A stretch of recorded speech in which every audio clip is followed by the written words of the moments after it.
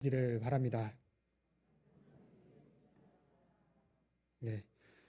이 시간 우리가 직분을 저버린 자라는 제목으로 함께 말씀을 나누고자 합니다. 시대를 넘어서 예나 지금이나 사람들의 모습을 보면 변함없는 모습이 있습니다. 그것이 무엇인지 아십니까? 그것은 많은 사람들이 육신의 만족을 위하여 힘쓰고 살아간다는 것입니다. 제가 지난주에 여름 성경학교와 관련하여 지도자 세미나를 다녀왔는데 거기에서 요즘 시대를 가리켜 뷰카 시대라고 한다고 합니다. 이 뷰카 시대 들어보셨습니까? 저도 처음 들어봤는데 이 뷰카 시대는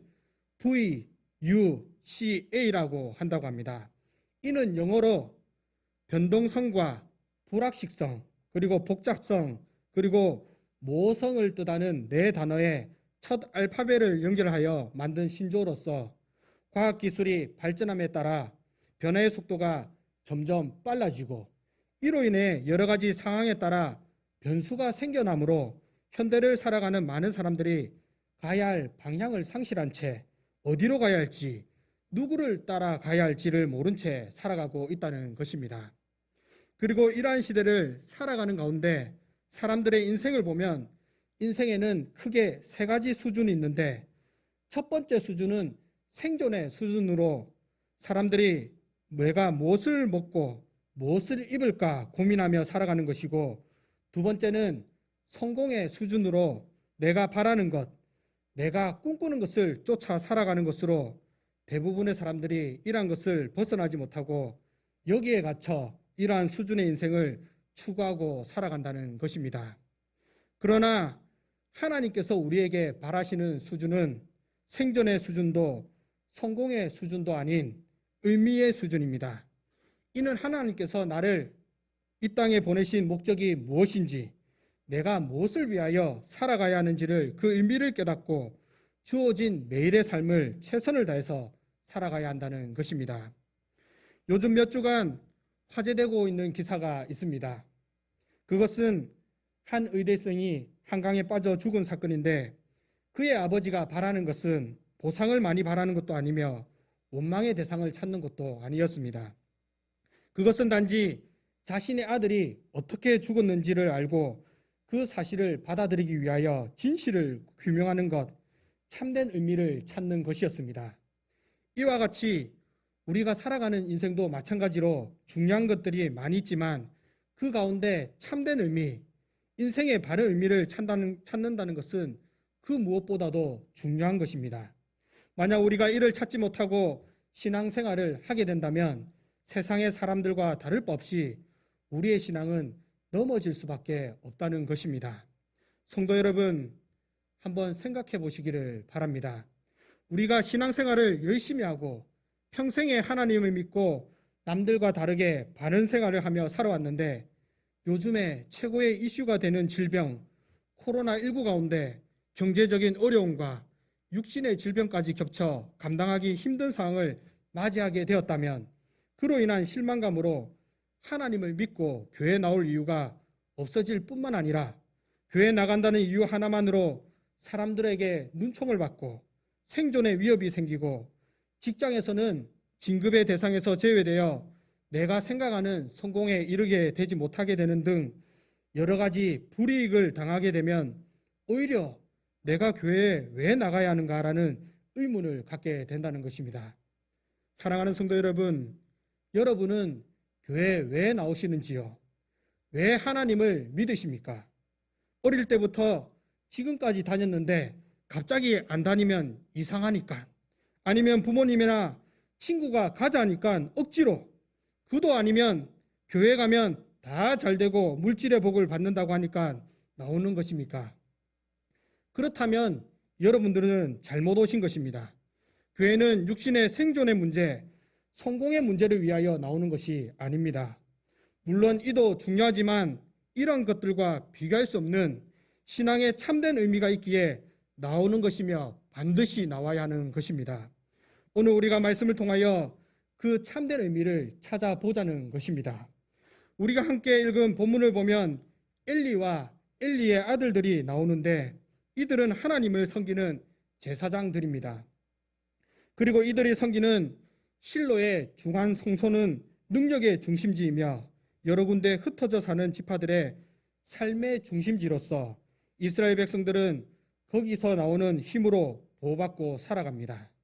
그런데 이처럼 법궤와 제사장의 사역이 있는 이곳에는 다름이 아니라 사망의 그림자가 덮여 있다는 것입니다.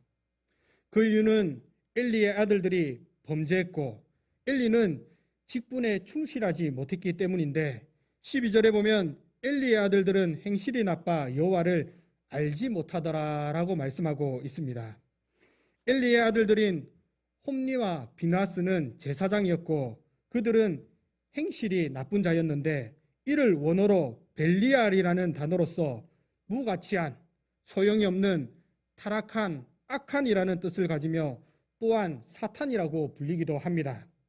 이처럼 홈니와 비나스는 제사장으로서 성막에서 주도적인 자리를 차지하고 있었음에도 불구하고 오히려 신적인 질서를 혼란으로 몰고 가며 하나님의 나라를 무너뜨리는 행동을 하는 등 그 직분에 있어서 아무 쓸데없는 무가치한 존재였다는 것입니다.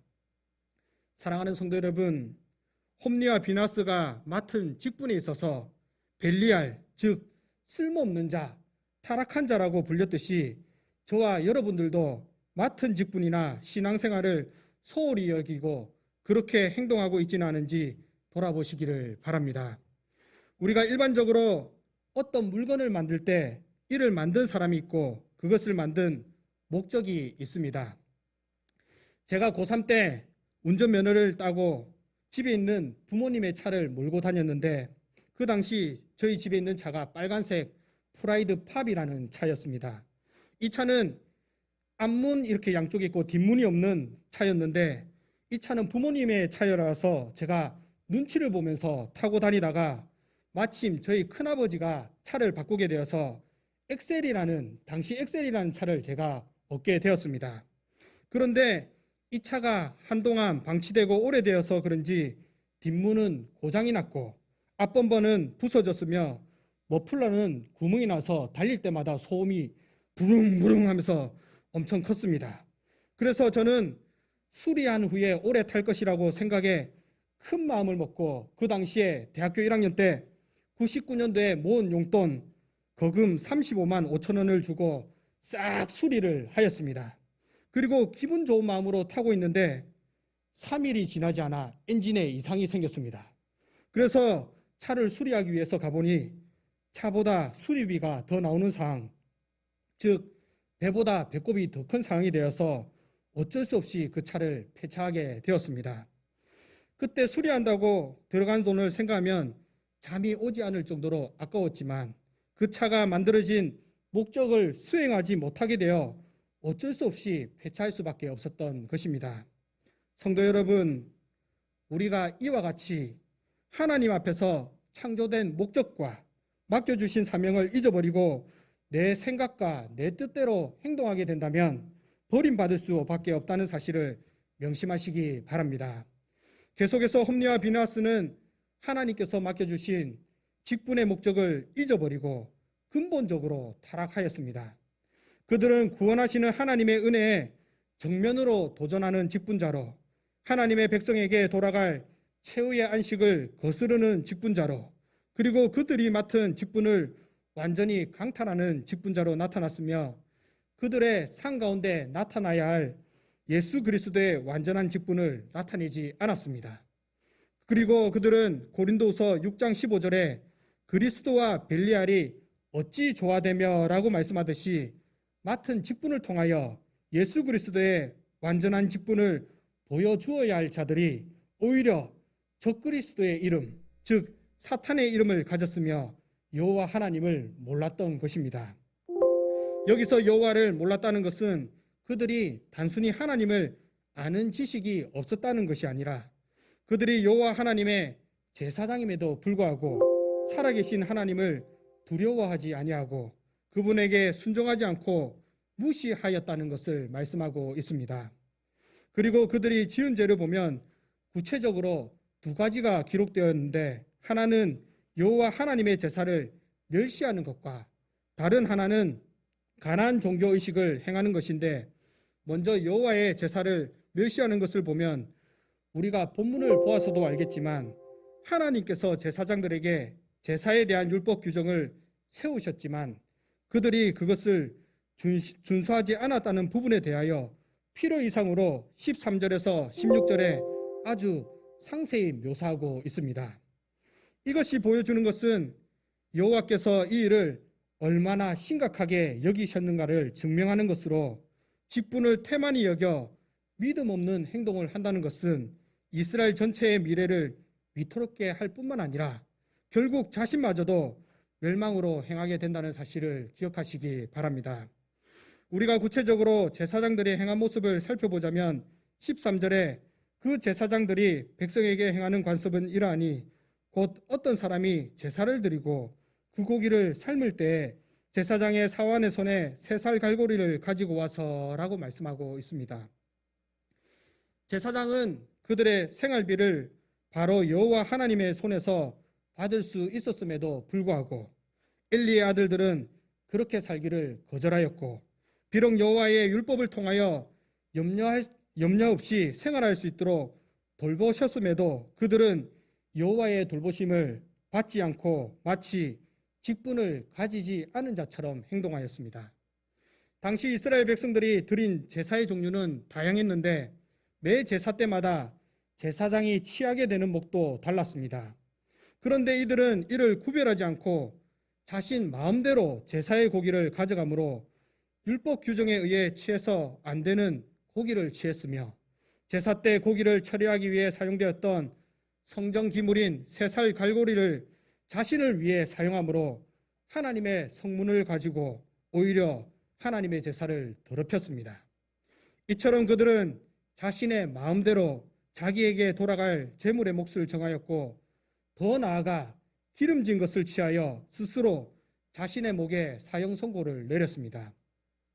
16절에 그 사람이 이르기를 반드시 먼저 기름을 태운 후에 내 마음에 원하는 대로 가지라면 그가 말하기를 아니라 지금 내게 내라, 그렇지 아니하면 내가 억지로 빼앗으리라 하였으니 라고 말씀합니다. 여기서 기름을 반드시 태운다는 것은 분향하다라는 뜻으로 기본적으로 제물을 태워서 그 향기가 하늘로 올라가게끔 만든다는 것을 의미하며, 특히 기름은 하나님의 것으로 레위기 7장 25절에 사람이 여호와께 화제로 드리는 희생의 기름을 먹으면 그 먹는 자는 자기 백성 중에 끊쳐지리라고 말씀하고 있습니다.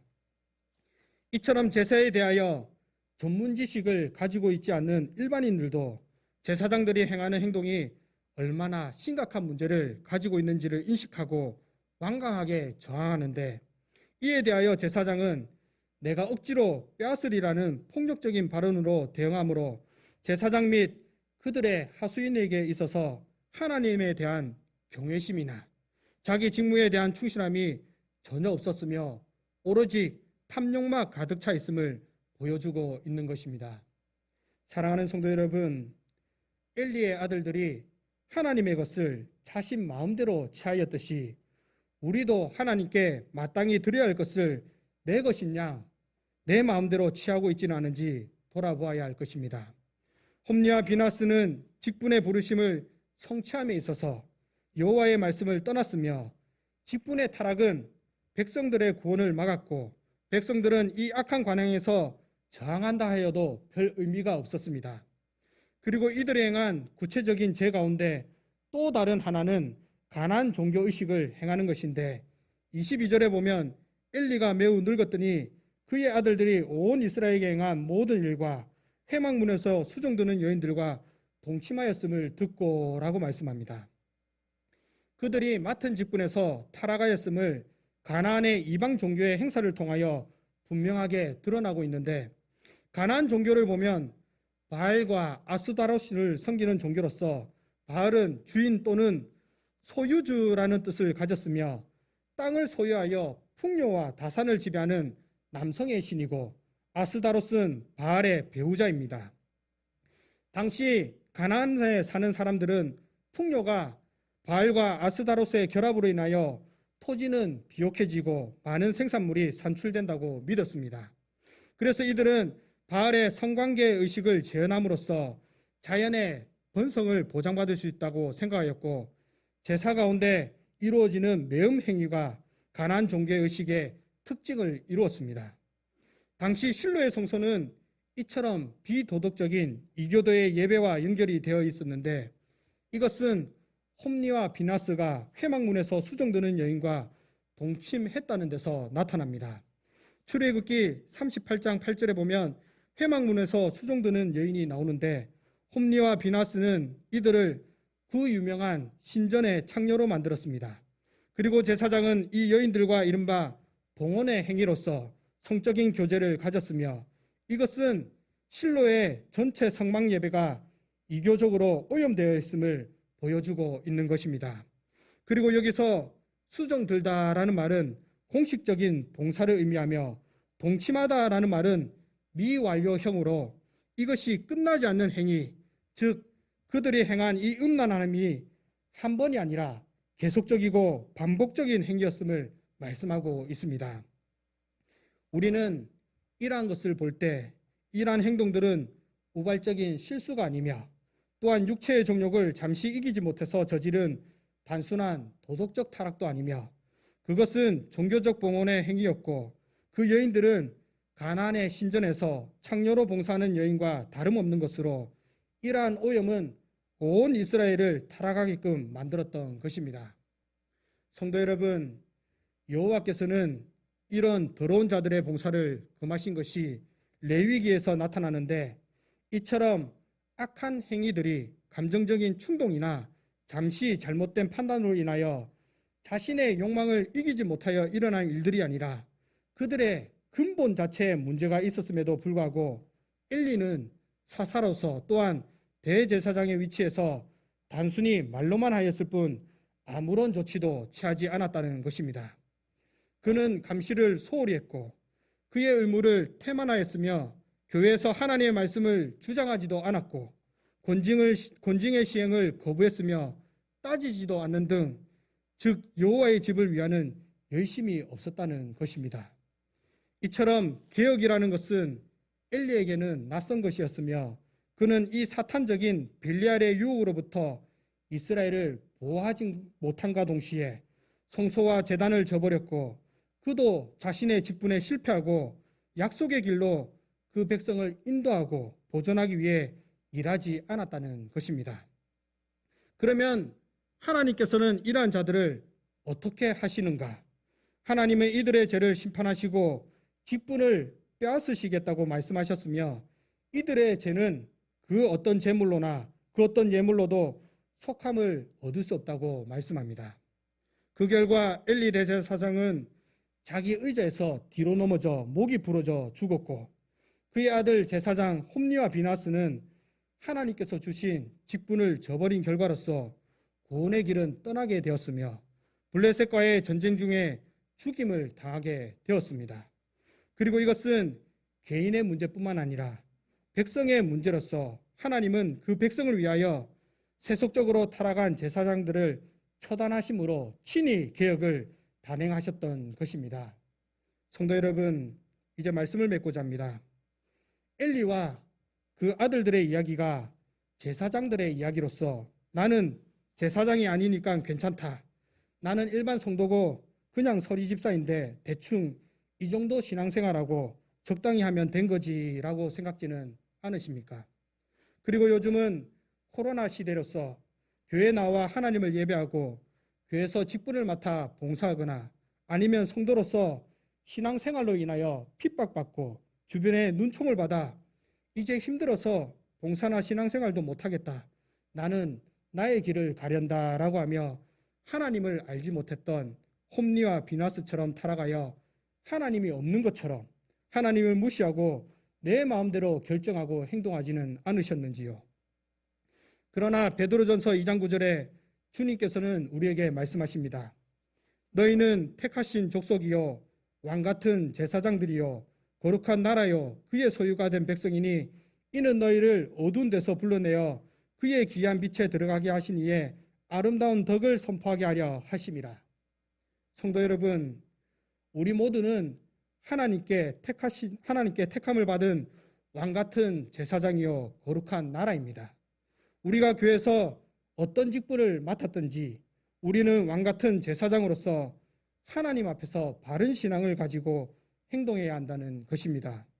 구약에 나오는 제사장들과 레위인들을 보면 자기 직분에 맞게 말씀을 전하거나 성전에서 물건을 옮기거나 아니면 찬양을 하는가 하는 직분을 있었습니다.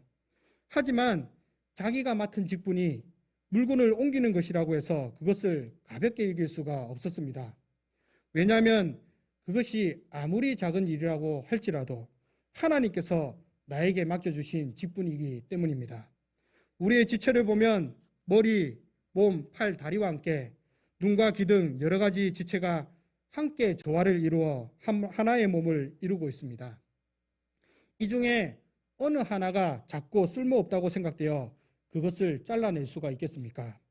예를 들어 눈은 보는 역할을 하는데 눈에 이상이 생겨 보이지 않게 되었다고 이 작은 것이 뭐가 그리 중요한가라고 생각하여 치료하지 않고 내버려 두거나 그것을 뽑아내는 사람이 있겠습니까? 마찬가지로 우리 모두는 머리 대신 예수님과 연합하여 각기 한 몸을 이루었습니다. 그런 우리가 내가 맡은 부분이 작다고 해서 그것을 소홀히 여기겠습니까? 우리의 몸을 보면 오히려 작고 보잘것없게 보이는 것이 더 중요한 역할을 감당하는 것이 많다는 것입니다. 따라서 엘리와 엘리의 아들들이 하나님을 경외하지 아니하고 자신의 욕망을 따라 행동함으로 벨리알, 즉 타락한 자, 직분에 쓸모없는 자로 불려져서 하나님의 버림을 받은 것처럼 우리의 직분을 소홀히 여겨 쓸모없는 자가 되지 마시기를 바랍니다. 그리고 우리 모두는 왕 같은 제사장으로서 오늘 말씀은 남의 이야기가 아닌 나에게 주시는 하나님의 말씀임을 기억하시고 그 말씀을 마음에 새겨 맡은 직분에 열심하고 고난 가운데서도 믿음을 지킴으로 주님을 만나게 될 때 타락하여 믿음을 저버린 자가 받게 될 심판을 받는 것이 아니라 잘하였도다 착하고 충성된 종아 내가 적은 일에 충성하였음에 내가 많은 것을 내게 맡기리니 내 주인의 즐거움에 참여하리라고 하나님의 칭찬과 상급을 받는 저와 여러분들이 되시기를 바랍니다. 다 같이 기도하겠습니다. 사랑과 은혜가 충만하신 하나님 아버지, 오늘도 말씀을 사모하여 예배의 자리에 나올 수 있는 은혜를 주시니 감사를 드립니다. 우리가 오늘 들은 말씀을 통하여 우리 모두가 왕같은 제사장이며 하나님의 거룩한 나라임을 기억합니다. 그동안 우리가 맡은 직분이 얼마나 중요한지를 알지 못하고 소홀히 여기며 불신자같이 행하였음을 용서하여 주시고 우리 모두가 왕같은